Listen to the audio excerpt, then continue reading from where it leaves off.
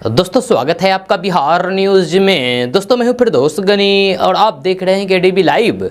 दोस्तों आज हो चुका है 13 जून 2022। तो आज की बिहार की टॉप न्यूज़ लेकर आए हैं आपके लिए। दोस्तों वीडियो स्टार्ट करने से पहले आपसे एक रिक्वेस्ट है, अगर आप नए आए हैं इस चैनल पर तो फिर इस चैनल को सब्सक्राइब करके बेल आइकन को भी प्रेस कर दीजिए और साथ में वीडियो को लाइक कर दीजिए, अपने दोस्तों के साथ शेयर भी कीजिए। तो चलिए दोस्तों स्टार्ट करते हैं आज की पूरे बिहार की टॉप न्यूज़। दोस्तों आज बिहार न्यूज में सबसे पहले बात करते हैं कि पैगंबर मोहम्मद पर टिप्पणी को लेकर के देश भर में विवाद थमने का नाम नहीं ले रहा है। इसी बीच पैगंबर विवाद में बीजेपी से सस्पेंड की गई नुपुर शर्मा की मुश्किलें धीरे धीरे और बढ़ती ही जा रही है। जब पैगंबर मोहम्मद के खिलाफ विवादित टिप्पणी को लेकर के बीजेपी नेता नुपुर शर्मा के खिलाफ FIR दर्ज की गई है। जब पश्चिम बंगाल के पूर्व मिदनापुर के कोटाई थाने में नुपुर शर्मा के खिलाफ शिकायत दर्ज कराई गई है। जब पुलिस ने IPC की धारा 153A, धारा 504, धारा 505, धारा 506 के तहत मामला दर्ज किया है। नुपुर शर्मा के खिलाफ इससे पहले भी कई केस दर्ज किए गए हैं। इससे पहले नुपुर शर्मा के खिलाफ मुंबई थाने और पायधोनी में भी केस दर्ज है और इसके अलावा नुपुर शर्मा के खिलाफ दिल्ली में भी केस दर्ज है। दिल्ली पुलिस ने नुपुर शर्मा और नवीन जिंदल, AIMIM प्रमुख असदुद्दीन ओवैसी, विवादित संत यति नरसिंहानंद सरस्वती के खिलाफ प्राथमिकी दर्ज की है। इन सभी के खिलाफ सोशल मीडिया पर कथित तौर पर सार्वजनिक शांति भंग करने और लोगों को भड़काने वाले संदेश पोस्ट और शेयर करने के लिए मामला दर्ज किया है। दोस्तों बात करते हैं कि हर साल 12 जून को दुनिया भर के लगभग 100 देशों में विश्व बाल श्रम निषेध दिवस मनाया जाता है। जहां अध्ययनों के अनुसार विश्व स्तर पर हर 10 में से एक बच्चा काम करने के लिए मजबूर है। साल 2000 के बाद से इसकी कुल संख्या में कमी आई है। जब पिछले सालों की कमी की गति भी 2/3 धीमी हो गई है। इंटरनेशनल लेबर ऑर्गेनाइजेशन यानी कि ILO के अनुसार दुनिया भर में लगभग 152 मिलियन बच्चे बाल श्रम यानी कि चाइल्ड लेबर में लगे हुए हैं, जिनमें से 72 मिलियन बच्चे खतरनाक परिस्थिति में काम कर रहे हैं। दोस्तों बात करते हैं कि प्रधानमंत्री नरेंद्र मोदी ने कहा है कि पिछले 8 साल में भारत ने ग्राम स्वराज और पंचायतों के सशक्तिकरण में नए मुकाम हासिल किए हैं। उन्होंने देश भर में गांव के सरपंचों से सरकार की कल्याणकारी योजनाओं के 100% लक्ष्य हासिल करने, जल संरक्षण करने और आने वाले योग दिवस को विशिष्ट बनाने का आह्वान भी किया है। सरकार के 8 साल का कार्यकाल पूरा होने के कुछ दिनों बाद देश भर में सरपंचों को लिखे गए एक पत्र में प्रधानमंत्री नरेंद्र मोदी ने कई मुद्दों का जिक्र किया है। प्रधानमंत्री नरेंद्र मोदी ने सरपंचों को लिखे एक पत्र में उनसे सहयोग मांगा है। साथ ही उन्होंने पिछले 8 सालों में उनके योगदान की सराहना भी की है। जहां उन्होंने सरपंचों से कहा है कि वे 21 जून को मनाए जाने वाले 8वें अंतर्राष्ट्रीय योग दिवस को विशेष बनाएं और अपने अपने गाँव में सभी को इससे जुड़ने के लिए प्रोत्साहित करें। उन्होंने आग्रह किया है कि वे योग के लिए अपने गाँव के किसी भी प्राचीन या पर्यटन स्थल या फिर क्षेत्र में कहीं भी तालाब या जल निकाय का चयन करें और सभी को इसमें शामिल करें। साथ ही उन्होंने इसकी तस्वीर भी शेयर करने का अनुरोध किया है ताकि अन्य लोगों को उनसे प्रेरणा मिले। जब प्रधानमंत्री नरेंद्र मोदी ने पत्र में लिखा है कि योग दिवस लोग बहुत ही उत्साह के साथ मनाते हैं और आसमान से लेकर के हिमालय और समुद्र तल में देश के अलग अलग क्षेत्र में योग करते लोगों की तस्वीरें पिछले कुछ सालों में हर भारतीय को गौरव का एहसास कराती है। उन्होंने बताया है कि इस बार के योग दिवस का मुख्य विषय मानवता के लिए योग है। उन्होंने कहा है कि कोरोना महामारी के दौरान लोगों को अपने जीवन में स्वास्थ्य के महत्व का एहसास हुआ है और पता चला है कि इसमें योग कितनी बड़ी भूमिका निभाता है। साथ ही जल की हर एक बूंद बचाने की आवश्यकता पर जोर देते हुए PM मोदी ने गांव के प्रमुखों से कहा है कि वे इस दिशा में अपने प्रयासों को जारी रखें और वर्षा के जल का संचय करने के लिए हर संभव कदम उठाएं। उन्होंने कहा है कि इस उद्देश्य की प्राप्ति के लिए सरकार ने आज़ादी के 75वीं वर्षगांठ के मौके पर हर जिले में 75 अमृत सरोवर बनाने का संकल्प लिया है। दोस्तों बात करते हैं कि केंद्र सरकार 1 साल में 3 बार किसानों को PM किसान सम्मान निधि योजना के तहत रकम मुहैया कराती है। यह सरकार 3 किस्तों में 6,000 रुपये की आर्थिक सहायता भेजती है। PM किसान सम्मान निधि योजना से हर साल लाखों किसान लाभान्वित होते हैं यानी कि फायदा ले रहे हैं। केंद्र सरकार जल्द ही अगले किस्त के पैसे जारी करने वाली है। अगर आप चाहते हैं कि किस्त के पैसे बिना किसी रुकावट के खाते में आ जाएं तो फिर इसके लिए आप eKYC जल्द से जल्द कंप्लीट करा लें। केंद्र सरकार eKYC अपडेट करने के लिए लगातार कह रही है। आपको बता दूं कि अब तक इस योजना की 11वीं किस्त के पैसे जारी किए गए हैं। ऐसे में अगर आप भी इस योजना के लाभार्थी हैं और आप अगली किस्त यानी कि 12वीं किस्त का इंतजार कर रहे हैं तो फिर आपको 31 जुलाई 2022 से पहले अपनी E-KYC करानी होगी, नहीं तो फिर आपके पैसे अटक सकते हैं, आपके अकाउंट में पैसे नहीं आ सकते हैं। जब पीएम किसान पोर्टल पर इसके बारे में विस्तार से जानकारी दी गई है। दरअसल 11वीं किस्त पूरी हो जाने के बाद अब सरकार 12वीं किस्त जारी करने वाली है। इसके लिए सरकार ने पहले ही साफ कर दिया है कि 12वीं किस्त के लिए E-KYC बेहद जरूरी है। जो भी किसान पीएम किसान योजना का लाभार्थी हैं उनके लिए E-KYC करवाना अनिवार्य है, जरूरी है। ऐसा नहीं होने की सूरत में उनके खाते में पैसे नहीं आएंगे। ऐसे में ये जरूरी है कि आपके खाते में तभी रकम आएगी जब आपका E-KYC पूरा होगा। दोस्तों बात करते हैं कि भड़काऊ बयानबाजी को लेकर के ऑल इंडिया मजलिस इत्तेहादुल मुस्लिमीन यानी कि AIMIM प्रमुख असदुद्दीन ओवैसी के खिलाफ FIR दर्ज करने के बाद उनकी राजनीतिक पार्टी को लेकर के एक और झटका लग चुका है। जहां गुरुवार को नई दिल्ली जिले के संसद मार्ग थाने के बाहर प्रदर्शन के बाद गिरफ्तार AIMIM के 30 कार्यकर्ताओं को दिल्ली पुलिस ने हिरासत में ले लिया है। उन्हें सरकारी काम में बाधा डालने, भीड़ में शामिल होकर के उपद्रव करने और आपराधिक कृत्य के लिए एकत्रित होने से संबंधित धाराओं के अंतर्गत हिरासत में लिया जा चुका है। दोस्तों बात करते हैं कि झारखंड के रांची में शुक्रवार को भीड़ के हमले से बाल बाल बचे बिहार सरकार के मंत्री नितिन नवीन का बयान सामने आया है। यह बहुत ही बड़ा बयान दिया है। नितिन नवीन ने कहा है कि अगर भीड़ को पता चलता कि वे बीजेपी के मंत्री हैं तो फिर बचना मुश्किल होता। उन्होंने झारखंड की हेमंत सरकार पर भी जमकर के निशाना साधा है और कहा है कि इतनी उग्र भीड़ होने के बावजूद भी पुलिस व्यवस्था नाकाफी थी। उनका कहना था कि उन्हें हनुमान जी ने बचा लिया है, वरना क्या होता ऊपर वाले ही जाने। आपको बता दूं कि नितिन नवीन बिहार सरकार में पथ निर्माण मंत्री हैं और बीजेपी के युवा नेता है। शुक्रवार को रांची के मेन रोड पर नितिन नवीन को उग्र भीड़ ने घेर लिया था, जहां वे एक ऐसे हादसे के शिकार से गुजरे हैं जिसे याद करके उनकी रूह कांप जा रही है। उनकी गाड़ी पर सैकड़ों की संख्या की भीड़ ने हमला किया। नितिन नवीन उस मंजर को याद करके अपने डरावने अनुभव से दूर रहने की कोशिश में लगे हुए हैं, जहां उनकी कार के शीशे टूट गए हैं। उन्होंने इसको लेकर के किसी तरीके से अपने आप को बचाया है और सुरक्षित किया है। जहां बवाल के दौरान उनके ड्राइवर ने पेंसेस का परिचय दिया और सबकी जान बचा ली। जहां नितिन नवीन अपने एक करीबी की शादी में शामिल होने के लिए रांची गए थे। इस दौरान हुई हिंसा में बुरी तरीके से फंस गए। उनकी गाड़ी को एस्कॉर्ट कर रही पुलिस की गाड़ी उन्हें छोड़ करके चली गई। दोस्तों बात करते हैं कि भाजपा के फायर ब्रांड दिग्गज नेता केंद्रीय मंत्री गिरिराज सिंह अपने बयानबाजी को लेकर के अक्सर सुर्खियों में बने रहते हैं, लेकिन अब उनकी मुश्किलें बढ़ती हुई नजर आ रही है। जब बिहार को विशेष राज्य का दर्जा की मांग को लेकर के 2014 में ट्रेन रोकी गई थी, अब उस मामले में गिरिराज सिंह और रामसूरत राय के खिलाफ आरोप तय माना जा रहा है। जब सोनपुर के रेलवे कोर्ट से स्पीड ट्रायल की वजह से ये मामला सांसद विधायक के विशेष कोर्ट में ट्रांसफर कर दिया है। केंद्रीय मंत्री गिरिराज सिंह समेत 23 आरोपियों पर स्पीड ट्रायल ट्रेन परिचालन ठप कराने के मामले में चलेगा। जहां आपको बता दें कि मुजफ्फरपुर जंक्शन पर ट्रेनों को रोकने के मामले में केंद्रीय मंत्री गिरिराज सिंह, बिहार के भूमि सुधार और राजस्व मंत्री रामसूरत राय, वीणा देवी और सुरेश कुमार शर्मा समेत भाजपा और रालोसपा के 23 नेताओं की विशेष कोर्ट में शुक्रवार को पेशी हुई। विशेष कोर्ट के जज विकास मिश्रा ने सभी आरोपितों के मामले को सुना। जहां वहीं सभी आरोपितों ने अपने ऊपर लगे आरोपों को गलत ठहराया है। जहां वहीं विशेष कोर्ट आरोपों पर 24 जून को अगली सुनवाई करेगा। दोस्तों बात करते हैं कि इन दिनों शादियों का सीजन चल रहा है, लेकिन तमाम शादियों के बीच बिहार में हुई एक शादी की खूब चर्चा हो रही है। जहाँ चर्चा इसलिए कि फ्रांस की रहने वाली एक लड़की को बिहार आने के बाद यहाँ के लड़के से प्यार हो गया। जहाँ दोनों के बीच रिश्ते इतने गहरे हो गए कि जीवन भर साथ रहने का फैसला कर लिया। विदेश के फैसले को प्रेमी प्रेमिकाओं ने अपने प्यार से पाट दिया और शादी करके एक डोर में बंध गए। जहाँ बिहार के बोध गया में हुई ये शादी चर्चा का विषय बना हुआ है। जहाँ जानकारी के मुताबिक फ्रांस की रहने वाली एक लड़की लगभग 3 साल पहले बिहार के बोध गया घूमने आई थी।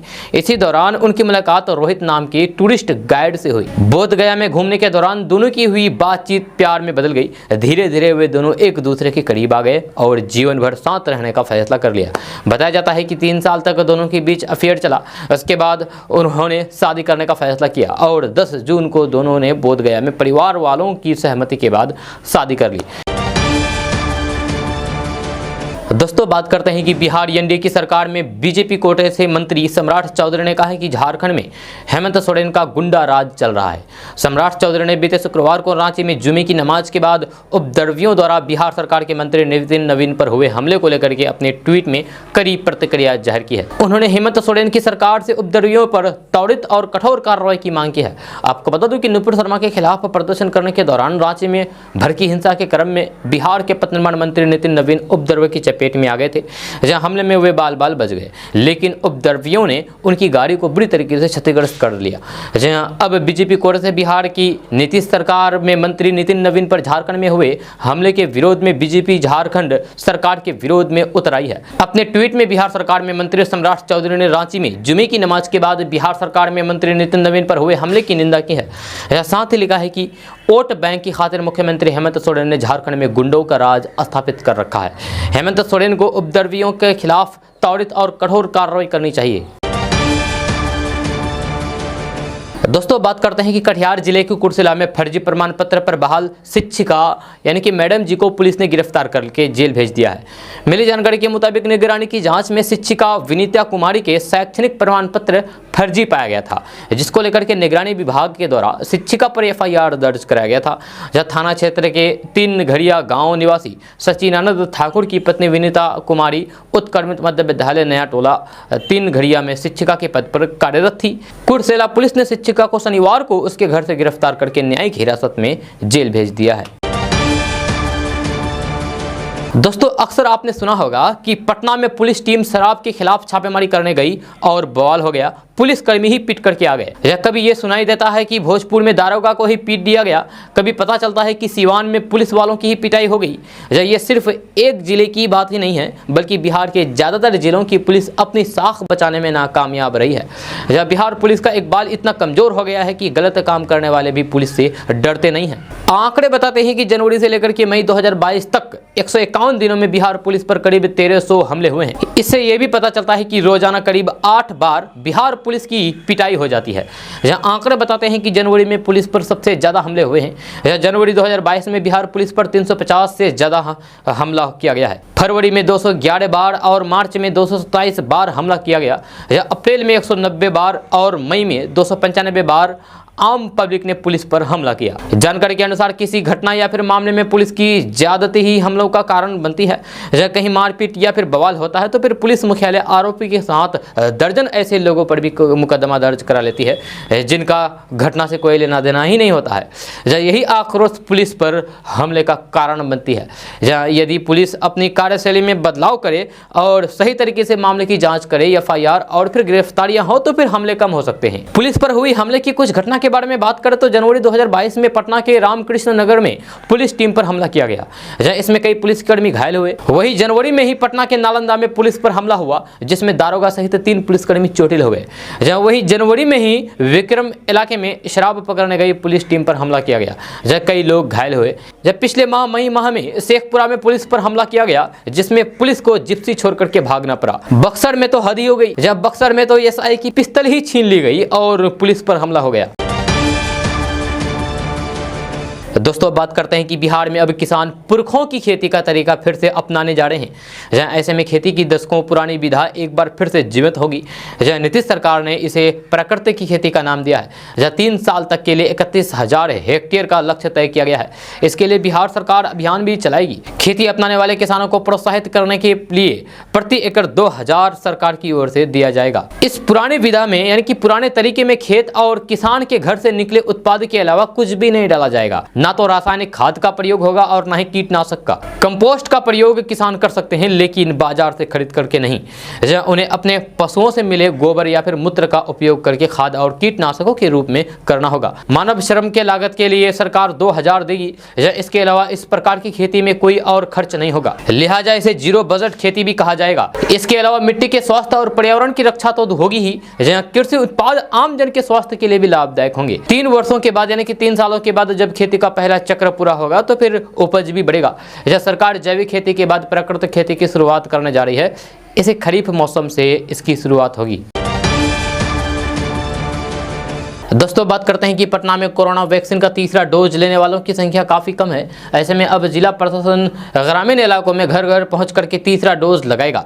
जब प्रखंडों में पंचायत स्तर पर इसका माइक्रो प्लान बनाया गया है और इस अभियान में आशा और आंगनबाड़ी सेविकाओं की सहायता ली जाएगी। जहां आशा और आंगनबाड़ी सेविकाएं घरों तक जाकर के लिस्ट बनाएगी कि किन किन लोगों की तीसरी डोज लेने की तिथि आ चुकी है और उन्होंने अब तक ये नहीं लिया है। साथ ही पहला और दूसरा डोज नहीं लेने वालों को चिन्हित करना आशा और आंगनबाड़ी सेविका को जिम्मेदारी दी गई है कि अधिक से अधिक वैक्सीनेशन सुनिश्चित करवाएं। दोस्तों बात करते हैं कि राजधानी पटना के स्कूली छात्रों के जीवन में नशा जहर घोल रहा है। जहां प्रतिबंध के बावजूद भी स्कूलों के बाहर सिगरेट तंबाकू की दुकानें चल रही है।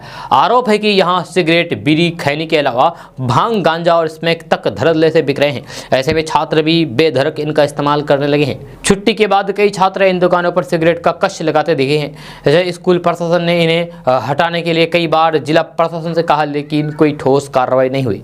ये स्थिति कई स्कूलों की है। जब पिछले 5 सालों की बात करें तो पहले स्कूलों के बाहर 1-2 दुकानें यह हुआ करती थी, लेकिन अब एक स्कूल के बाहर 15 से 20 दुकानें खुल गई है। दिल्ली एम्स के मनोचिकित्सा विभाग के डॉक्टर द्वारा 2020 में किए गए एक सर्वे के अनुसार देश में करीब हर 10वां स्कूली बच्चा नशे की लत का शिकार है। जानकारियों के अनुसार ये सर्वे 2 साल पुराना है, लेकिन हालात बहुत ही बदले हैं। बच्चे परिवार के सदस्यों और दोस्तों को तंबाकू और नशीले पदार्थों का सेवन करते देखकर नशे के लिए प्रेरित होते हैं। 10 शहरों के 8वीं से 12वीं कक्षा के 6000 स्कूली बच्चों पर यह सर्वे हुआ था। यह सर्वे में 52% लड़की और 48% लड़कियों को शामिल किया गया था। जब बच्चों में यह लत लगातार जारी है, इससे उनका भविष्य खराब होता है।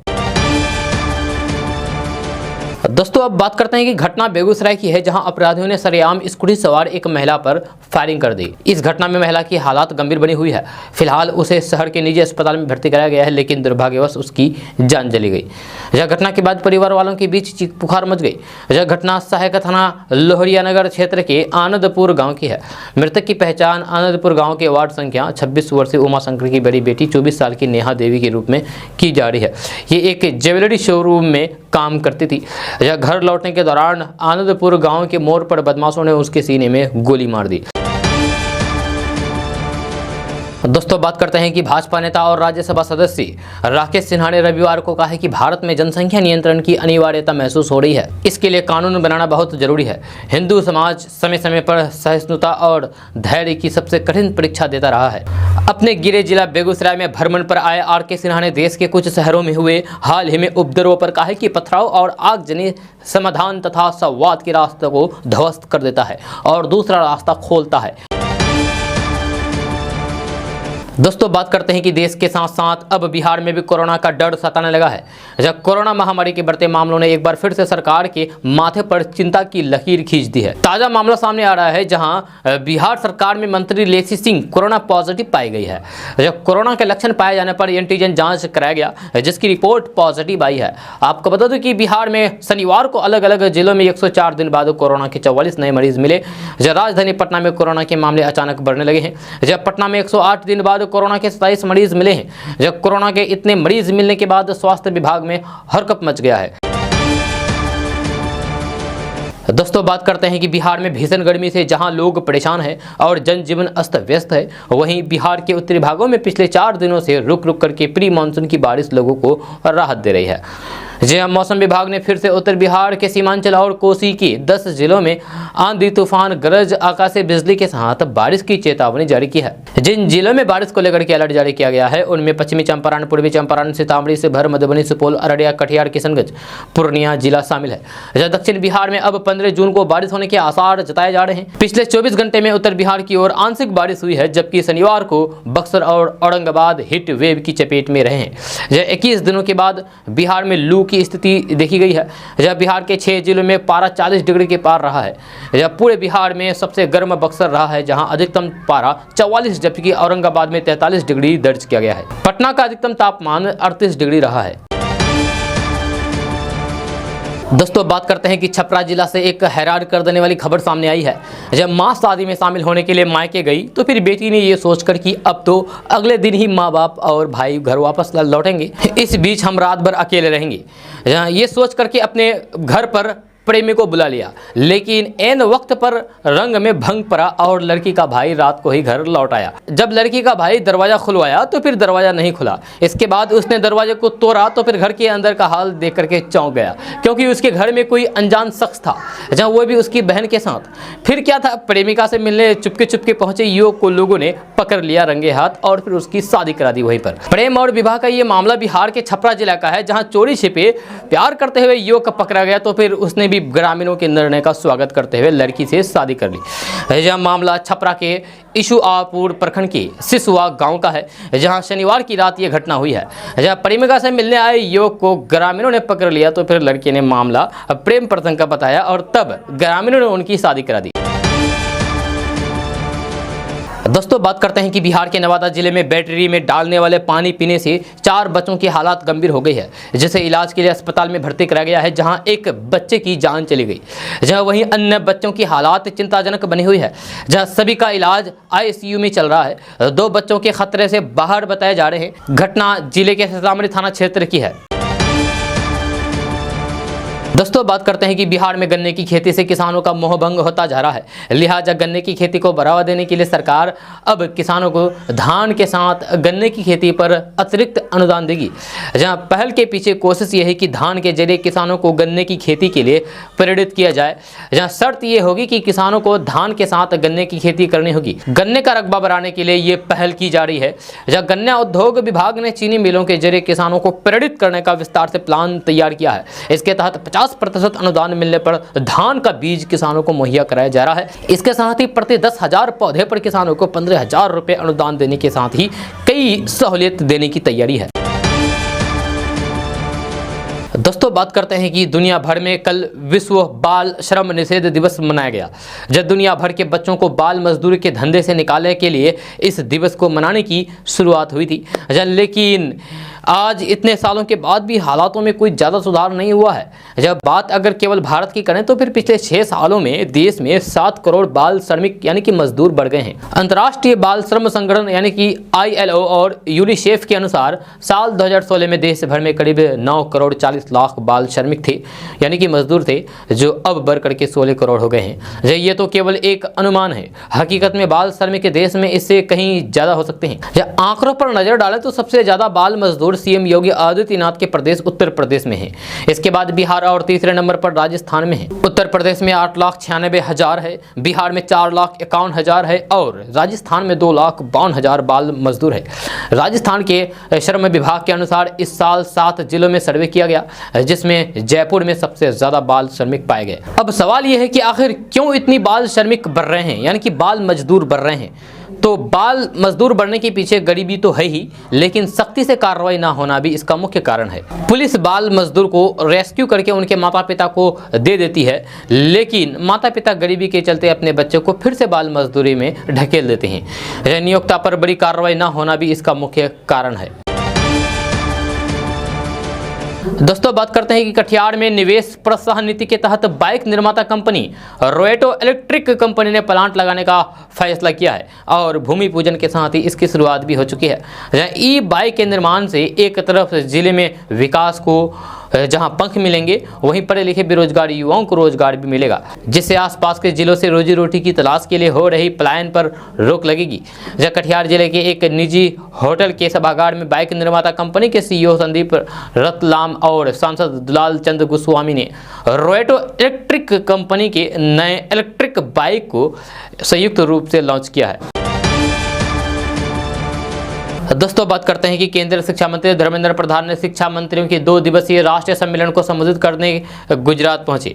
इस दौरान केंद्रीय शिक्षा मंत्री धर्मेंद्र प्रधान ने प्रधानमंत्री श्री स्कूल स्थापित करने की योजना की घोषणा की है। उन्होंने कहा कि खोले जाएंगे PM श्री स्कूल छात्रों को भविष्य के लिए तैयार करेगी। केंद्रीय मंत्री धर्मेंद्र प्रधान ने कहा है कि केंद्र सरकार PM श्री स्कूल स्थापित करने की योजना बना रही है। इसका उद्देश्य छात्रों को भविष्य के लिए तैयार करना होगा। केंद्रीय मंत्री ने कहा है कि PM श्री स्कूल नई नई राष्ट्रीय शिक्षा नीति को आगे बढ़ाएगा। केंद्रीय मंत्री धर्मेंद्र प्रधान ने कहा है कि स्कूली शिक्षा वे नींव है जिस पर भारत के ज्ञान आधारित अर्थव्यवस्था का विकास होता है। उन्होंने कहा है कि हम अपनी नई पीढ़ी को 21वीं सदी के ज्ञान और कौशल से वंचित नहीं कर सकते। केंद्रीय मंत्री ने आगे कहा है कि पीएम श्री स्कूलों के रूप में एक फ्यूचरिस्टिक बेंचमार्क मॉडल बनेगा। इसके लिए देश के सभी राज्यों और केंद्र शासित प्रदेशों और शैक्षणिक वातावरण को लेकर के सुझाव लिए जा रहे हैं। दोस्तों, बात करते हैं कि केंद्रीय गृह मंत्री अमित शाह ने शनिवार को कहा है कि प्रधानमंत्री नरेंद्र मोदी के नेतृत्व वाली केंद्र सरकार ने पिछले 8 सालों में दुनिया में भारत का सम्मान फिर से स्थापित किया है। अमित शाह ने कहा है कि भारत में लोगों को कोविड-19 का टीका लगवाने के लिए 3 सेकंड के भीतर प्रमाण पत्र मिल गया है। अमित शाह ने कहा है कि कई देश पूछ रहे हैं कि प्रधानमंत्री ने कैसे प्रौद्योगिकी का इस्तेमाल किया है, जिसके जरिए 130 करोड़ लोगों ने बिना किसी व्यवस्था के कोविड-19 टीकों की दोनों खुराक लगवा ली है और देश कोरोना से मुक्त हुआ है। जब भाजपा के वरिष्ठ नेता ने कहा है कि कांग्रेस ने अपने 58 साल के शासन के दौरान गरीबी हटाने के नाम पर गरीबों को हटाया, जबकि मोदी ने पिछले 8 साल में गरीबी दूर करने के लिए काम किया। अमित शाह 2014 में केंद्र में सत्ता में आने के बाद से मोदी सरकार की उपलब्धियों को गिनाते हुए कहा कि प्रधानमंत्री ने यह सुनिश्चित किया है कि महामारी की दूसरी लहर के दौरान केवल 45 दिन में चिकित्सीय ऑक्सीजन का उत्पादन 10 गुना बढ़ाया जाए। उन्होंने कहा कि अब यदि 50 साल बाद भी कोई वैश्विक महामारी आती है तो फिर 1 लीटर ऑक्सीजन भी विदेश से नहीं लेनी पड़ेगी। दोस्तों, बात करते हैं कि मोबाइल फ़ोन आज हर इंसान की ज़रूरत बन चुका है। इसके बावजूद भी कई बार हम इसके रखरखाव में कोताही बरतते हैं, जो हमारे लिए घातक सिद्ध हो सकता है। क्योंकि कई बार इस तरह की खबरें सामने आई है कि किसी के मोबाइल फ़ोन में विस्फोट यानी कि धमाका हुआ है, जो बैटरी के फटने की वजह से हुआ है। आज हम आपको मोबाइल फ़ोन की बैटरी के फटने और उसके बचाव के बारे में बताने जा रहे हैं। आपको बता दूं कि मोबाइल चार्ज करते समय मोबाइल के आसपास रेडिएशन हाई रहता है, इस वजह से बैटरी गर्म हो जाती है। इसलिए ये चार्जिंग के वक्त मोबाइल से बात करने पर इसमें ब्लास्ट हो सकता है। कई बार यूजर्स की गलतियों की वजह से भी बैटरी ओवरहीट होकर के फट जाती है। इसके अलावा बैटरी के सेल डेड होते रहते हैं, जिससे फ़ोन के अंदर की केमिकल में बदलाव होते रहते हैं, जिससे बैटरी फट जाती है। अगर आपको अपना मोबाइल फटने से बचाना है तो आप कभी भी डुप्लीकेट चार्जर बैटरी का इस्तेमाल ना करें। जिस ब्रांड का स्मार्टफोन या फिर मोबाइल फ़ोन इस्तेमाल कर रहे हैं तो उसी ब्रांड का चार्जर इस्तेमाल करें। जब कभी भी चार्जर के पिन को भीगने ना दें। जब पिन के सूख जाने के बाद ही इसे चार्ज पर लगाएं। फ़ोन की बैटरी ख़राब होने पर उसे तुरंत बदल दें। हमेशा ओरिजिनल बैटरी का ही इस्तेमाल करें। इसके साथ ही फ़ोन को कभी भी 100% चार्ज ना करें, इसलिए फ़ोन को 80 से 90% ही चार्ज करें। इससे ज़्यादा चार्ज करने पर फ़ोन ओवर चार्ज हो सकता है और ब्लास्ट होने की संभावना बढ़ जाती है। दोस्तों, बात करते हैं कि ऑल इंडिया मजलिस इत्तेहादुल मुस्लिमीन यानी कि AIMIM प्रमुख असदुद्दीन ओवैसी ने शनिवार को कहा कि भारतीय जनता पार्टी यानी कि भाजपा की निलंबित प्रवक्ता नुपुर शर्मा को पैगंबर मोहम्मद के बारे में उनकी विवादास्पद टिप्पणी के लिए गिरफ्तार किया जाना चाहिए। इसके साथ ही उन्होंने उत्तर प्रदेश में उपद्रवियों पर होने वाली बुलडोजर कार्रवाई की भी निंदा की है। उन्होंने कहा है कि इस मुद्दे पर किसी को भी हिंसा में शामिल नहीं होना चाहिए और न ही पुलिस को कानून अपने हाथ में लेना चाहिए। उन्होंने भाजपा पर आरोप लगाया है कि एक टीवी बहस के दौरान शर्मा की टिप्पणियों के बाद भाजपा ने उनके खिलाफ समय पर कार्रवाई नहीं की है, जिससे एक बड़ा विवाद पैदा हो गया है। ओवैसी ने पत्रकारों से कहा है कि नुपुर शर्मा को गिरफ्तार नहीं किया जा रहा है, जब कानून के अनुसार उन्हें गिरफ्तार किया जाना चाहिए। उन्होंने इतने दिनों से गिरफ्तार नहीं किया है, जहां आप उन्हें गिरफ्तार क्यों नहीं करते और उनके खिलाफ कानूनी कार्रवाई क्यों नहीं करते? आपको कौन रोक रहा है? दोस्तों, बात करते हैं कि बिहार में तालाब के माध्यम से मछली का उत्पादन बड़े पैमाने पर होता है। बिहार सरकार की अलग अलग योजनाओं से जुड़े हुए मछली पालन को लेकर के लोगों के बीच जागृति बढ़ी है। इस पहल से निजी क्षेत्र में तालाबों की संख्या में तेजी से वृद्धि हुई है। उप मुख्यमंत्री और पशु एवं मत्स्य संसाधन विभाग के मंत्री तारकिशोर प्रसाद ने कहा है कि बिहार में बाढ़ प्रभावित क्षेत्रों एवं अन्य कारणों से तालाबों में गाद, भराव और बांध की क्षति से मछली उत्पादकता और उत्पादन में प्रतिकूल असर पड़ता है। इसे ध्यान में रखते हुए चालू वित्तीय वर्ष यानी कि 2022-23 में लगभग 3 करोड़ की लागत से निजी क्षेत्र के तालाबों की जीर्णोद्धार योजना स्वीकृत की गई है। उन्होंने कहा है कि आत्मनिर्भर बिहार के साथ निश्चय पार्ट 2 के अंतर्गत आधुनिक मत्स्य पालन तकनीकों के प्रसार और मछली के उत्पादन को बढ़ाने के उद्देश्य से इस योजना को स्वीकृति प्रदान की गई है। उन्होंने कहा कि वित्तीय वर्ष 2022-23 में इस योजना के अंतर्गत 150 हेक्टेयर निजी तालाबों के जीर्णोद्धार का लक्ष्य रखा गया है। दोस्तों बात करते हैं कि बिजली कंपनियों ने लगभग 10% बिजली दर बढ़ाने की मांग को लेकर के बिहार विद्युत विनियामक आयोग में दायर पुनः समीक्षा याचिका को बिहार विद्युत विनियामक आयोग को ने स्वीकृति कर लिया है। जहां ऐसे में इच्छुक व्यक्ति या फिर संगठन 5 जुलाई की शाम 5 बजे तक विद्युत भवन स्थित बिहार विद्युत विनियामक आयोग के सचिव के सामने अपना सुझाव दे सकते हैं। इस मामले में आयोग के कोर्ट रूम में 12 जुलाई 2022 की सुबह 11:30 से सुनवाई होगी। जहां अगर सब कुछ सकारात्मक रहा तो फिर इस दिन याचिका पर निर्णय भी लिया जा सकता है। दोस्तों बात करते हैं कि बिहार के प्रमुख राजनीतिक परिवार के युवराज तेजस्वी यादव और उनकी पत्नी राजश्री यादव की एकदम ताज़ा तस्वीरें इंटरनेट मीडिया पर केवल 2 घंटे में ही छा गई है। जहाँ तेजस्वी यादव ने ये तस्वीरें खुद ही अपने फेसबुक पेज पर शेयर की है। इन तस्वीरों में बिहार की ये नवविवाहिता जोड़ी कमाल की दिख रही है। जहाँ तेजस्वी यादव ने जो तस्वीरें शेयर की है उनमें से कुछ में उनके पिता लालू प्रसाद यादव, माँ राबड़ी देवी, बड़े भाई तेज प्रताप यादव और बड़ी बहन मीसा भारती भी नजर आ रही है। ये सारी तस्वीरें एक सगाई समारोह की है जहाँ लालू का पूरा परिवार ही शनिवार की रात पहुंचा था। जहाँ तेजस्वी यादव ने रविवार की सुबह फेसबुक पर इन तस्वीरों को पोस्ट किया और बताया है कि उनका पूरा परिवार आरजेडी के विधान परिषद सुनील सिंह के बेटे की सगाई में शामिल हुआ। दोस्तों बात करते हैं कि पटना हाईकोर्ट के जज ने शुक्रवार को एक सीनियर आईएएस अधिकारी को उनकी अनुचित ड्रेसिंग कोड के लिए जमकर फटकार लगाई है। जज ने आईएएस अधिकारी को फटकार लगाते हुए पूछा है कि उन्हें क्या लगता है कि वे मूवी थिएटर में आए हुए हैं। वहीं हाईकोर्ट के जज की फटकार पर आईएएस अधिकारी आनंद किशोर सफाई देते हुए नजर आए। उन्होंने कहा है कि वे अदालतों में पालन किए जाने वाले किसी भी ड्रेस कोड से अनजान है। ये मामला जज पीबी बजनथरी की अदालत का है। जब पूरे वाकये का वीडियो सोशल मीडिया पर जम करके वायरल हो रहा है, जहाँ वरिष्ठ आईएएस अधिकारी आनंद किशोर बिहार सरकार में आवास एवं शहरी विकास विभाग के प्रधान सचिव है। जहाँ उन्हें बिहार के मुख्यमंत्री नीतीश कुमार का काफी करीबी माना जाता है। यह वायरल वीडियो क्लिप में हाई कोर्ट के जज को सीनियर आईएएस अधिकारी को फटकार लगाते हुए देखा जा सकता है। आईएएस अधिकारी सफेद शर्ट में है जिनका कॉलर बटन खुला है और बिना ब्लेजर के सुनवाई के लिए आए थे। जज ने अनुचित ड्रेस कोड में देख करके आनंद किशोर से पूछा है कि क्या उन्होंने मसूरी में सिविल सेवा प्रशिक्षण संस्थान में भाग नहीं लिया था। अधिकारी हाईकोर्ट के जज के सवालों का जवाब नहीं दे पा रहे थे और वहीं खड़े होकर के उनकी बात सुन रहे थे। आईएएस अधिकारी के अनुचित ड्रेस कोड से झल्लाए जज बजनथरी ने पूछा है कि क्या आपको लगता है कि ये एक सिनेमा हॉल है? आपको नहीं मालूम है कि अदालत में किस ड्रेस कोड में पेश होना है? जब कम से कम कोट और कॉलर तो खुला नहीं होना चाहिए। इस दौरान अधिकारी अपने आसपास वकील को देखते हुए नजर आए। जज की इस फटकार का वीडियो सोशल मीडिया पर चर्चा का विषय बना हुआ है और लोग इसे जम करके शेयर कर रहे हैं। इस वीडियो में जज ने 2 मिनट से अधिक तक वरिष्ठ अधिकारी को फटकार लगाई है। दोस्तों बात करते हैं कि बिहार में गुरुकुल परंपरा की तर्ज पर ही संगीत और कला की शिक्षा अब दी जाएगी। जय कला संस्कृति एवं युवा विभाग ने इसके लिए 3 गुरुओं को जिम्मेदारी सौंपी है जो 8 विषयों को संगीत और कला की शिक्षा देंगे। इसमें बेगूसराय के लक्ष्मी प्रसाद यादव बहुरा गोडिंग लोक कथा गायक की शिक्षा देंगे। ये 400 साल पुरानी प्रेम गाथा है जो बेगूसराय और आसपास के इलाके में प्रचलित है। इसके अलावा समस्तीपुर के रामचंद्र रामबास शिल्पा कलाकार और पटना के मनोरंजन ओझा भोजपुरी लोकगीतों की शिक्षा देंगे। इसके लिए गुरुओं के साथ शिष्यों को भी हर माह निश्चित राशि दी जाएगी।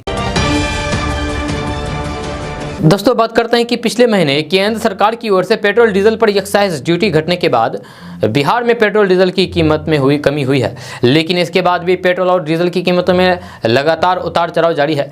जहां तेल कंपनियों ने आज 13 जून को पेट्रोल और डीजल के रेट जारी कर दिए हैं। इसके मुताबिक आज पेट्रोल और डीजल के दाम में कोई भी बढ़ोतरी नहीं हुई है। जब बिहार में आज पेट्रोल 109 रुपये 70 पैसे प्रति लीटर और डीजल की कीमत 95 रुपये 82 पैसे प्रति लीटर है। वहीं पटना में आज पेट्रोल 107 रुपये 24 पैसे प्रति लीटर और डीजल 94 रुपये 4 पैसे प्रति लीटर है। दोस्तों बात करते हैं कि आपदा के समय पशुओं और पशुपालकों को किसी तरह की परेशानी ना हो, इसके लिए सरकार ने मानक संचालन प्रक्रिया जारी कर दी है। जब बाढ़ पीड़ित गाय भैंस यानी कि बड़े पशु को 6 किलो चारा और सहायता मानदार के रूप में 70 रुपये प्रतिदिन मिलेंगे। छोटे पशुओं के लिए 3 किलो चारा और 35 रुपये की मदद दी जाएगी।